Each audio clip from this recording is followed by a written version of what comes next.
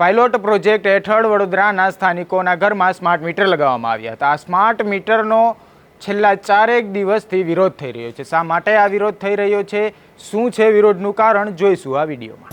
વૈષ્ણવજન તો તેને કહીએ જે પીડ પરાઈ જાનાને રે।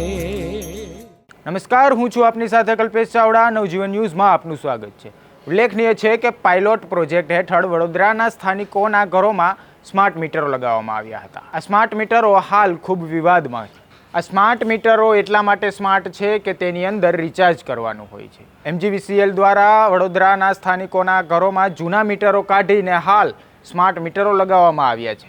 ત્યારે સ્થાનિકોનું કહેવું છે કે જેઓ જૂના મીટર વાપરતા હતા અત્યારે 2 મહિનાનું 1500 રૂપિયા બિલ આવતું હતું, પણ જ્યારથી સ્માર્ટ મીટરો આવ્યા છે ત્યારથી તેમનું વીજળીનું બિલ 15 દિવસનું 1500 રૂપિયા આવે છે। હાલ આ સ્થાનિકો ખૂબ જ રોષે ભરાયા છે, કારણ કે આ મીટરની અંદર જ્યારે રિચાર્જ પૂરું થઈ જાય છે ત્યારે તમે વીજળીનો ઉપયોગ નથી કરી શકતા, તમારી વીજળીનો કાપ મૂકવામાં આવે છે। હાલ આ સ્થાનિકો MGVCLની ઓફિસે પહોંચ્યા છે અને MGVCLના અધિકારીઓને માંગણી કરી રહ્યા છે કે અમને અમારા જૂના મીટરો પાછા આપો અને આ સ્માર્ટ મીટરો તમે તમારી પાસે રાખો। જુઓ સ્થાનિકો શું કહી રહ્યા છે। વિસ્તારથી આવ્યા છે અને અમારી એક જ માંગ છે કે ભાઈ અમારા જે જૂના મીટર હતા એ પાછા જોઈએ ને આ ડિજિટલ મીટરમાં કોઈને કંઈ ખબર પડતી નથી અને બધા જોડે કંઈ સ્માર્ટફોન ના હોય। પહેલાં સ્માર્ટ માણસ નથી, સ્માર્ટફોન કઈથી આવવાનો?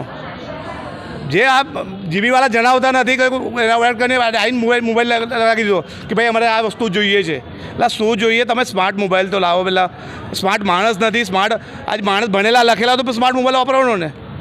આ 3G મોબાઈલ ચાલતો ને કે સ્માર્ટ મોબાઈલ આ 30 માણસ સાઈડ મોબાઈલ લાવવાનો કે બિલ ભરવાનું છે માણસ? જૂના મીટર જ જોઈએ છે બધાને, બધી પબ્લિકને, બધાને કોઈ એલાઉડ નથી। બધી વસ્તુ એક જ વસ્તુ માંગે છે કે ભાઈ અમને જૂના મીટર જોઈએ છે। જૂના મીટરમાં બિલ ભરતા જ ના, ચોરી તો નથી કરતા।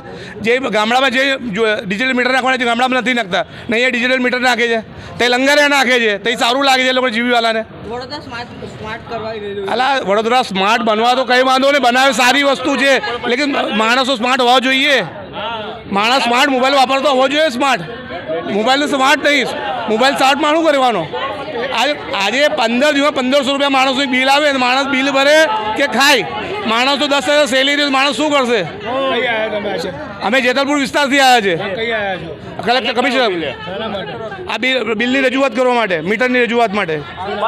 વિશાલ મકવાણા મારું નામ। સ્થાનિકોનું કહેવું છે કે વડોદરા એક વિકસિત સિટી છે, વડોદરા ખૂબ વિકાસ કરી રહ્યું છે, પણ અમારે એટલો બધો પણ વિકાસ નથી જોઈતો કે 15 દિવસનું લાઇટ બિલ 1500 રૂપિયા આવે।